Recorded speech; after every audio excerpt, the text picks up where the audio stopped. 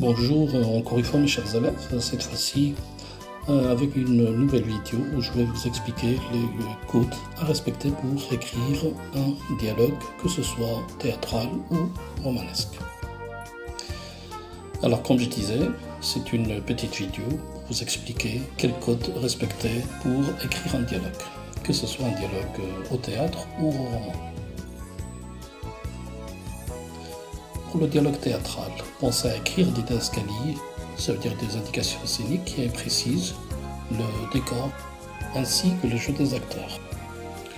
Vous mettez le nom des personnages en majuscule, suivi d'une didascalie si vous voulez, puis vous écrivez la réplique en minuscule,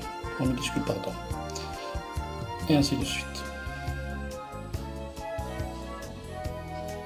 Ce que vous devez retenir pour le dialogue théâtral, écrivez donc des didascalies en italique et en parenthèse. Pensez à les rédiger au présent toujours. Ensuite, vous devez écrire le nom des personnages en majuscules devant chacune des répliques.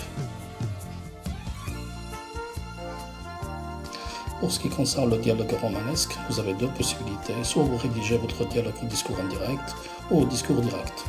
Je vous conseille le discours direct qui est plus facile à lire et plus facile à rédiger.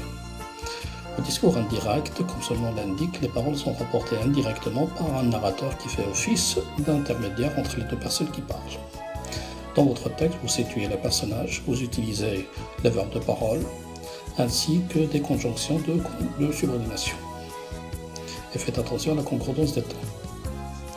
Le discours direct a un effet noyau, on a l'impression que la conversation se déroule sous les yeux.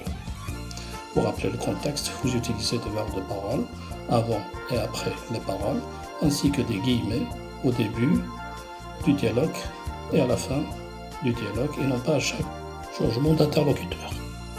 Pour cela, vous utilisez des tirets. À retenir pour le discours indirect, rappelez le contexte, utilisez des verbes de parole suivis de conjonctions de subordination, attention à la concordance des temps. Au discours direct, rappelez le contexte, utilisez des guillemets avant et après l'échange, utilisez des verbes de parole avant et après les guillemets, et des tirets à chaque changement d'interlocuteur. Faites toujours très attention au type de dialogue que l'on vous demande de produire et appliquer ces caractéristiques.